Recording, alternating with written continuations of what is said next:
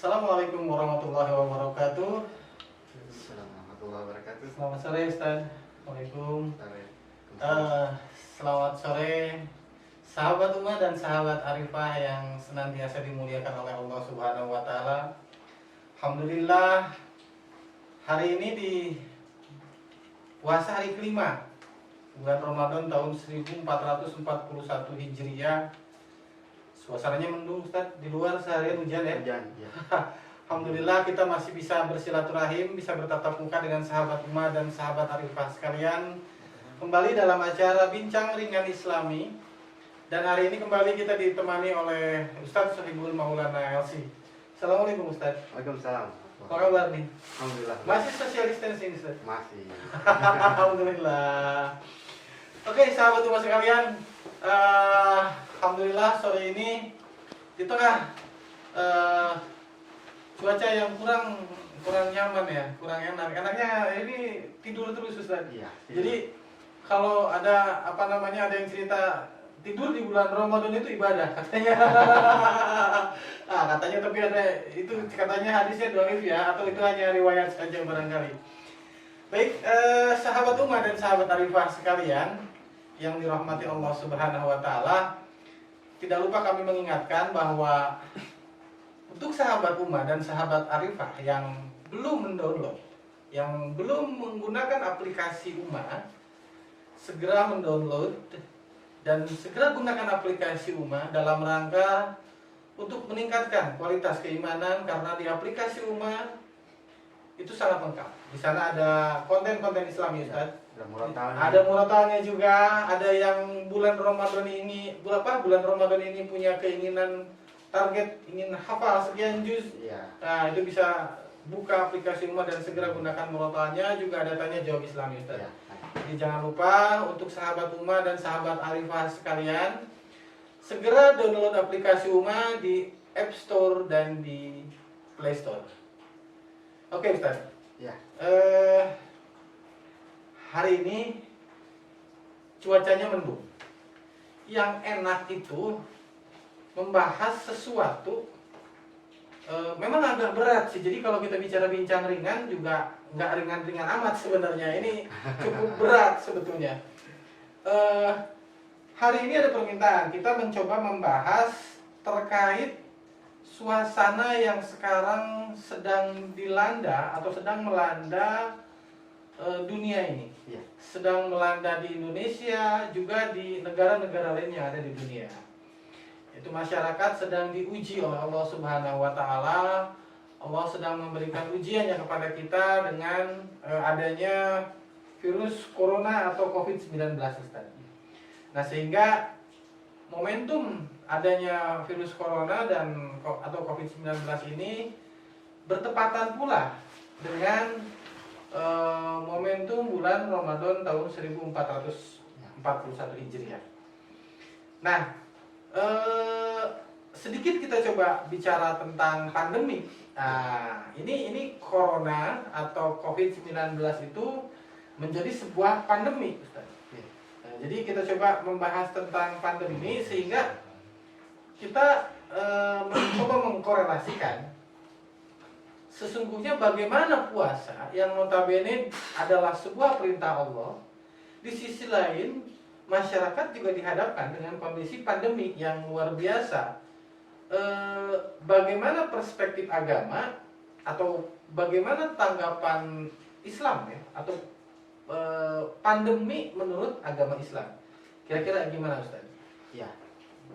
Sebelumnya saya ucapkan Assalamualaikum warahmatullahi wabarakatuh. Assalamualaikum warahmatullahi wabarakatuh. Selamat sore untuk sahabat Arifah dan sahabat Ummah yang ada dimanapun berada.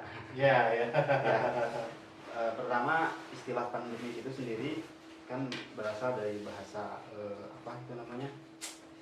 bahasa kedokteran mungkin. Bahasa kedokteran. Bahasa yang berbicara tentang virus lah. Ya, istilah medis. Istilah medis lah. Ya. Pandemi. Kan ada wabah, ada epidemi, ada pandemi gitu. Ya. Nah, kalau kita melihat wabah, pandemi, epidemi ke dalam sudut pandang Islam, maka sebetulnya itu adalah sesuatu yang sifatnya buruk yang melanda manusia kan. Nah, ketika kita berbicara tentang Islam, berbicara tentang agama, maka ketika suatu musibah datang kepada umat manusia, ketika satu keburukan datang kepada umat manusia, maka itu tidak lepas dari tiga hal. Pertama, itu adalah sebagai teguran, ya kan? Kemungkinannya adalah teguran bagi siapa? Bagi orang yang bersalah, gitu ya. Kita itu ditegur itu kalau salah biasanya. Keliru atau salah ya. Keliru kalau salah, kita akan ditegur biasanya oleh orang tua, oleh guru, oleh siapapun itu mungkin.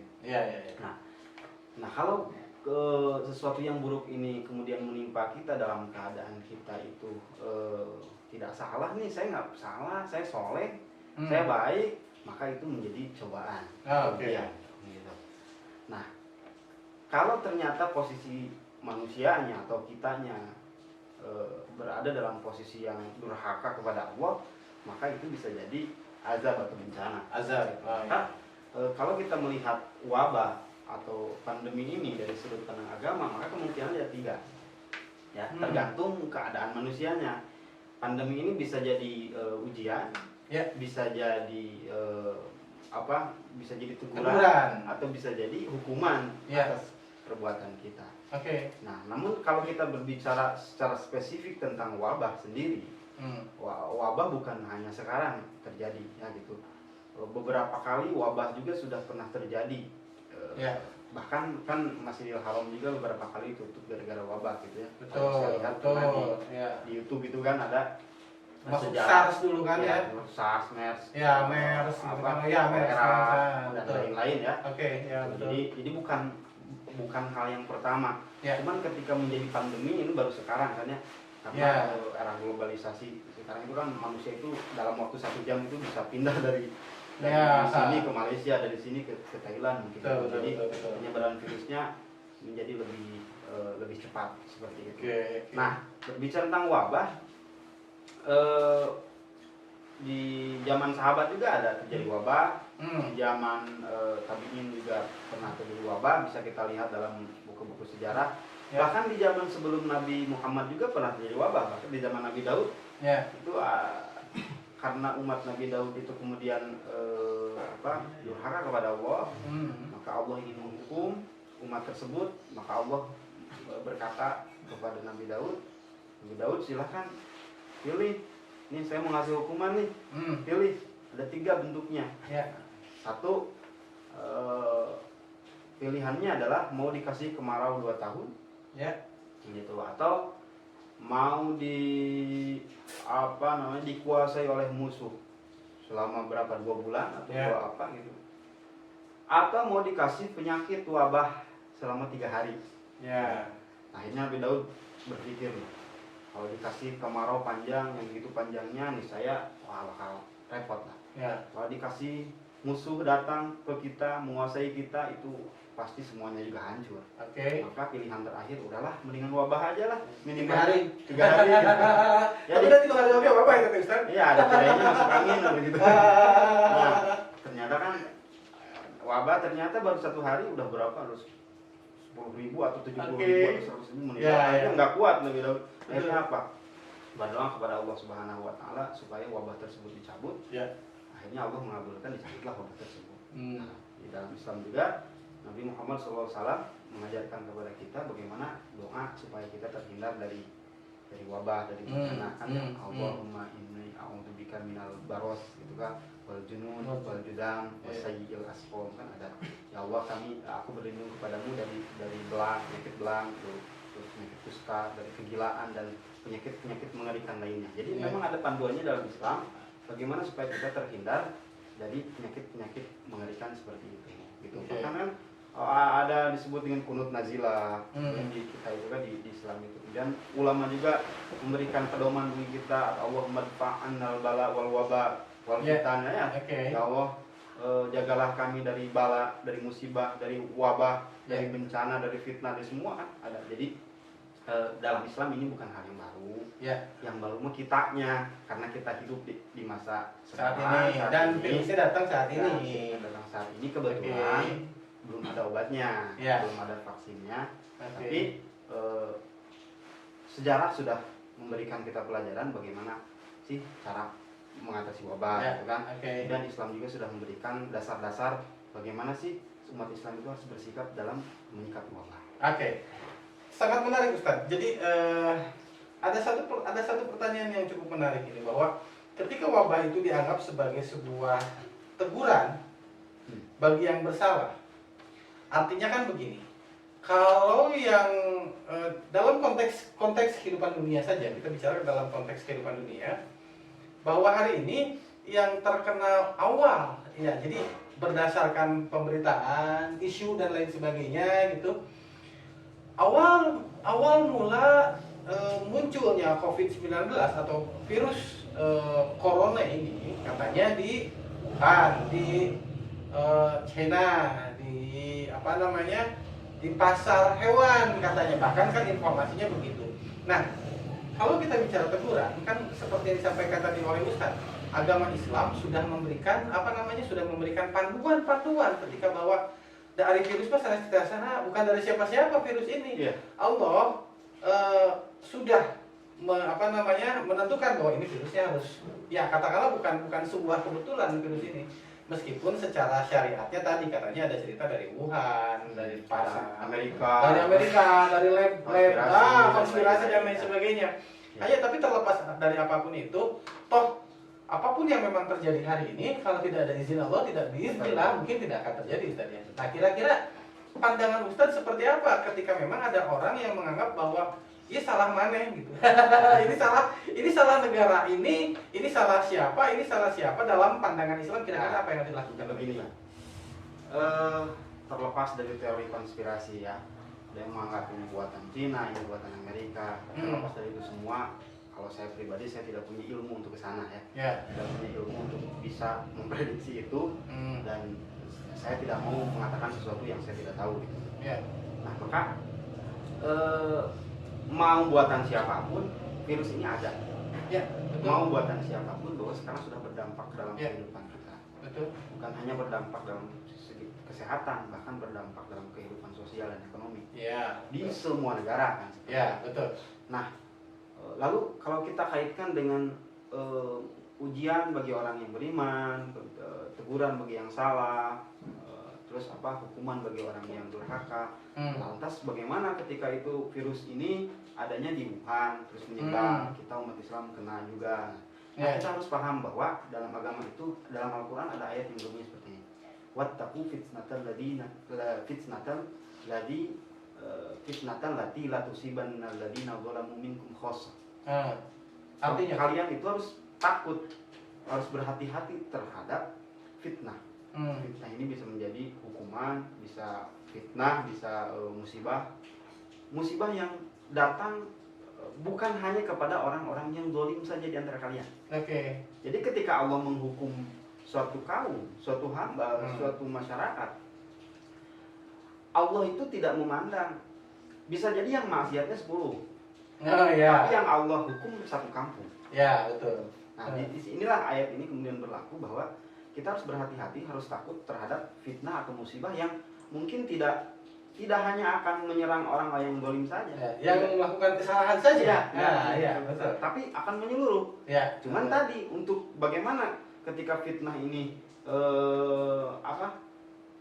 relevan bagi ini musibah, bagi ini hukuman, bagi teguran, itu tinggal dilihat. Betul. Dan kita mungkin tidak dalam kapasitas itu. Tidak boleh kemudian ke mana itu mah ada gitu. Buat saya bukan, karena saya mah soleh. Buat saya cobaan, karena saya soleh kan gitu. Iya, nggak boleh gitu. Karena saya bukan soleh, makanya ini. Oke, Ustaz. Jadi mungkin dalam hal ini kita sebagai umat Islam, sebagai peringatan juga, sebagai masukan dan saran barangkali untuk sahabat umat dan sahabat Arifah sekalian, bahwa idealnya janganlah kita menjudge gitu kan. Idealnya janganlah kita menjadi sebuah sebuah trigger untuk memecah belah nantinya kan begitu.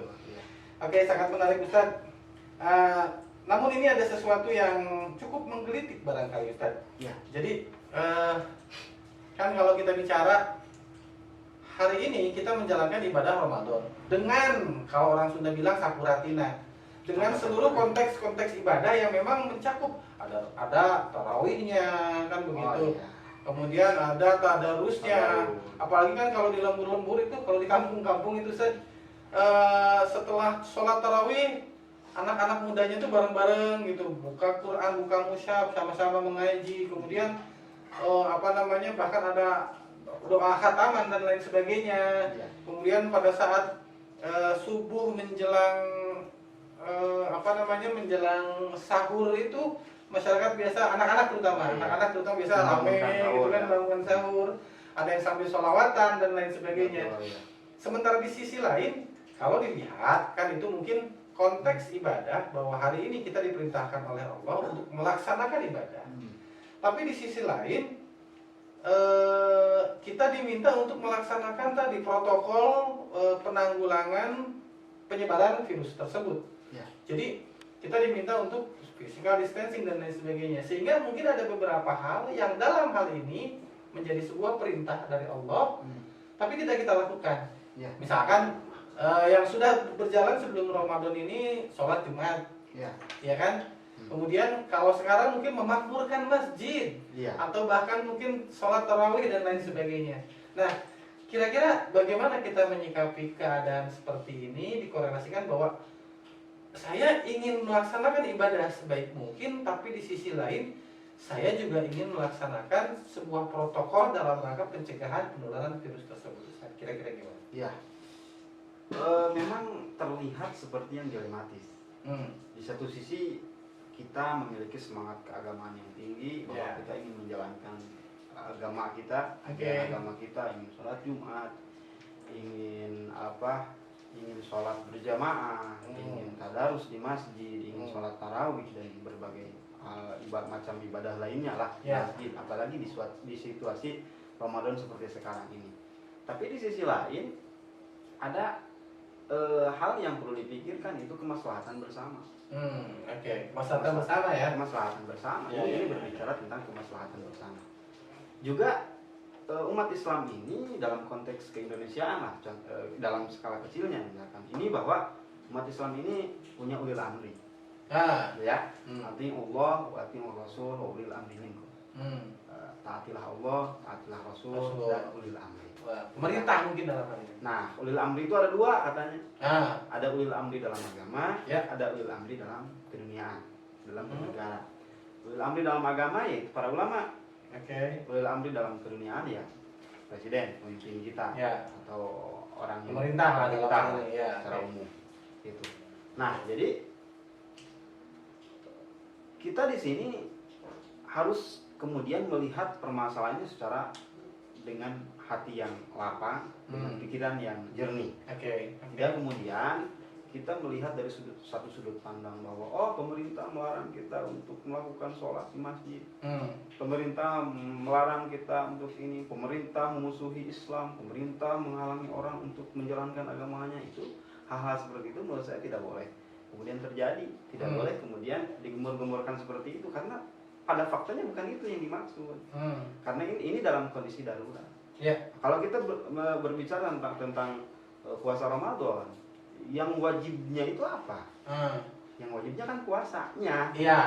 Saumnya. Kemudian yang lainnya sunnah. Yang lain-lainnya sunnah. Betul. Adapun ketika hal-hal lainnya itu kemudian kita lakukan dalam konteks budaya kita, dilakukan di masjid, berkelompok, berjamaah dan lain-lain, itu kan tradisi yang sudah turun-temurun.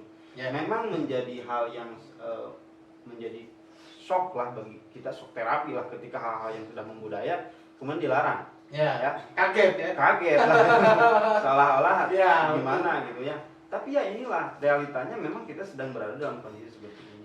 Betul. MUI memfatwakan ada pembatasan penggunaan masjid ya, meskipun nggak sampai digembok gitu.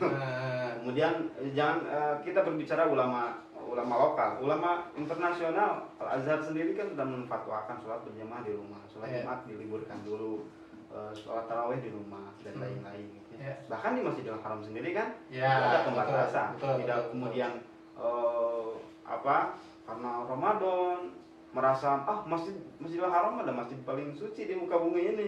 Masjidil Haram masjid Baitullah disebut dalam sejarah Islam. Nabi pernah sholat di sana, kan? Kalau Allah ingin menjaga sebuah masjid, kira-kira yang mau dijaga itu masjid mana kira-kira? Ya, Masjidil Haram. Masjidil Haram, Masjid Nabawi kan, tapi tetap dibatasi kan, Ya. karena itu langkah ikhtiar dari pemerintah Saudi. Juga langkah ikhtiar dari pemerintah kita bagaimana untuk memutus mata rantai penyebaran virus COVID-19 ini. Iya. Seperti itu. Jadi sebetulnya kalau saya melihat juga keberadaan COVID ini menentukan dari sisi teologi, ya, dari sisi akidah. Ini sebetulnya sedang menguji akidah kita. Bahwa bagaimana caranya kita itu bisa menemukan Allah, menemukan Tuhan bukan di masjid. Karena Allah mah bukan di masjid, Pak. Oh iya, oke. Kalau Allah di masjid, masjid ada berapa juta? Masjid di dunia ini Allahnya berapa juta berarti gitu kan? Masjid itu hanya simbol saja, simbol rumah ibadah. Istilahnya rumah Allah, Baitullah. Tapi Baitullah, rumah Allah bukan dalam pengertian sesungguhnya, karena Allah tidak memerlukan tempat, Allah tidak memerlukan ruang, Allah tidak sama dengan makhluk. Kalau saya duduk di sini, saya perlu kursi, perlu ada rumah. Allah tidak seperti makhluk, Allah tidak butuh tempat. Jadi Allah tidak berdiam diri di masjid. Gitu. Bahkan wa idza sa'alaka 'anil ibadi fa inni qarib. Kalau hambaku meminta kepadaku, berdoa kepadaku, fa inni qarib. Katakan Muhammad, aku dekat dengannya. Gitu. Ya, betul. Dia tanpa jarak, tidak perlu ke masjid. Meskipun berdoanya bukan di masjid. Ya. Nah, dalam hal ini sebetulnya mengingatkan kita akan kemuliaan akidah kita, bahwa tanpa masjid pun sebetulnya Allah tetap ada kok. Kita bisa beribadah kepada Allah. Ya bukan berarti saya anti masjid, gitu. Tapi dalam kondisi seperti ini memang kita dibatasi untuk bisa beri. Bahkan menurut riwayat juga dulu zaman Rasulullah sendiri kan, Rasulullah dalam melaksanakan sholat tarawihnya itu kan hanya beberapa hari ya. Selanjutnya di rumah. Rasulullah SAW melaksanakan sholat tarawihnya di rumah. Betul. Ya kan? Karena takut dianggap wajib. Gitu. Hari pertama, kedua, ketiga itu di masjid, kemudian di rumah aja. Ketika ditanya kenapa di rumah, karena saya khawatir umatku menganggap ini wajib. Gitu. Kalau dulu Rasulullah motivasinya itu. Kalau sekarang kan menjelang ke akhir-akhir Ramadan biasanya kan karena ngejar Lebaran ya. Jadi juga begini, dulu itu orang-orang tarawih itu sendiri-sendiri, Pak. Ya sendiri-sendiri dulu itu. Zaman Nabi sendiri-sendiri, zaman Abu Bakar sendiri-sendiri. Barulah zaman Umar bin Khattab itu Umar melihat ini orang satu di sini, satu di sini, satu di sini, satu di belakang. Itu tarawih sendiri-sendiri. Maksudnya sendiri-sendiri itu tidak berjamaah? Munfarid, iya. Munfarid. Akhirnya oleh Umar bin Khattab disatukan lah, dijamaahkan. Gitu. Dari sana mulai ada tarawih berjamaah. Jadi ketika pun sekarang kita di rumah, tarawih sendiri, bahkan ketika berjamaah dengan keluarga itu tidak mengurangi esensi. Tidak mengurangi esensi ibadah tarawih kita. Betul. Masih berada dalam koridor Nabi loh. Dan Nabi juga di rumah gitu dulu seperti itu. Jadi kita diberikan kesempatan untuk merasakan seperti apa dulu Rasulullah melaksanakan ibadah di bulan Ramadan berarti ya. Jadi sholat tarawihnya di rumah dan lain sebagainya. Oke, Ustaz. Cukup menarik sahabat Umat dan sahabat Rifah sekalian. Kita masih ada beberapa pertanyaan lagi, Ustaz, dan ini lumayan sedikit menggelitik, sedikit sensitif, tapi paling tidak tetap ini harus disampaikan pertanyaannya, Ustaz. Hari ini seperti tadi Ustaz sampaikan bahwa kita selaku umat Islam itu harus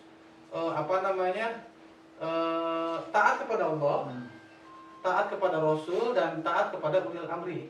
Dalam hal ini kalau Ustaz tadi sampaikan ada dua. Ada ulil amri itu dalam konteks keagamaan, dalam hal ini para ulama. Kemudian juga konteks ulil amri itu dalam tatanan pemerintahan secara keseluruhan, konteks keduniawian, dalam hal ini adalah pemerintah. Oke. Nah,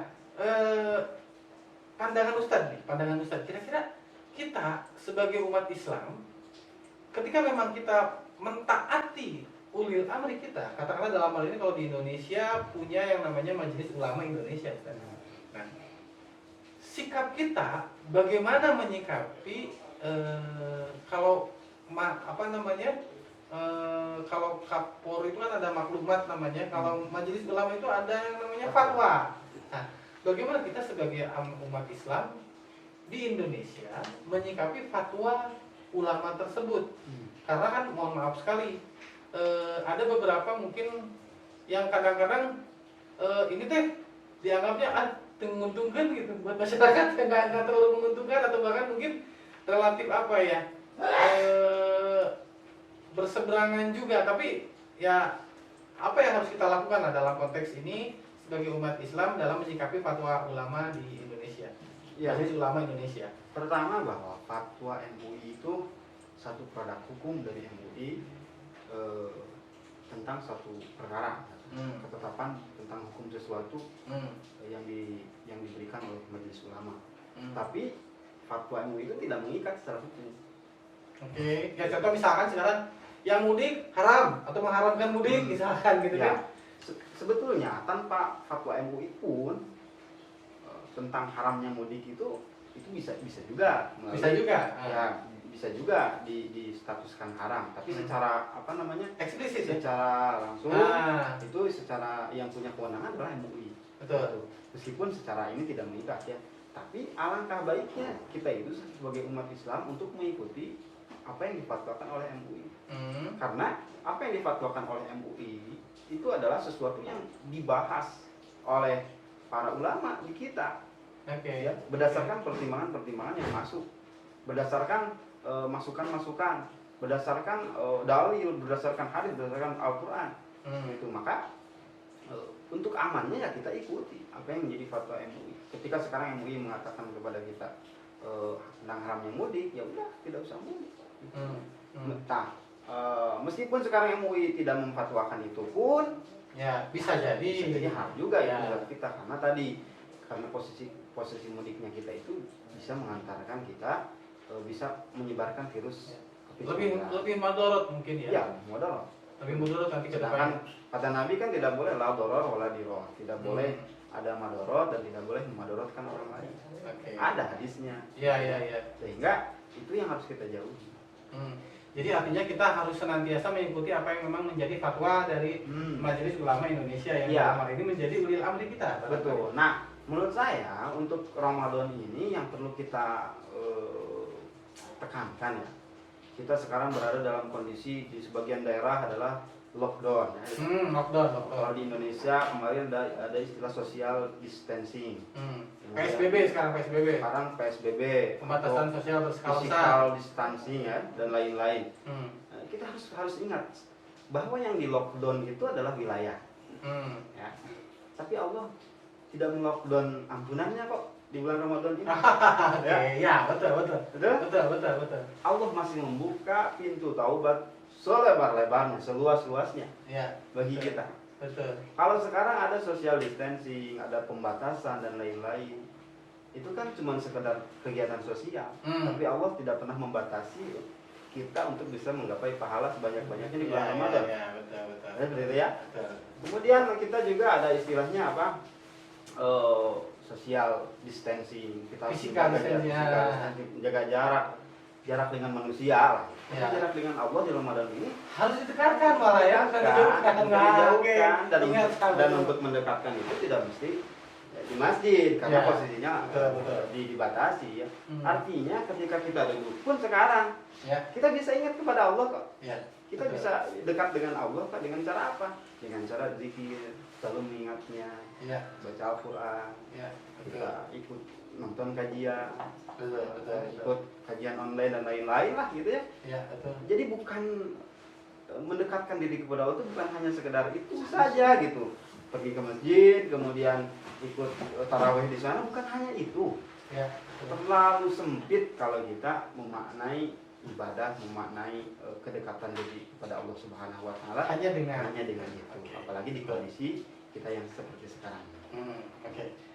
Oke Ustaz, semakin menarik sahabat Uma dan sahabat Arifah sekalian, bahwa hari ini kita bisa melihat berbagai macam masukan, banyak sekali masukan-masukan, banyak sekali ilmu-ilmu yang memang bisa didapatkan dengan terkait apa yang memang sedang dirasakan hari ini khususnya di negara kita di Indonesia.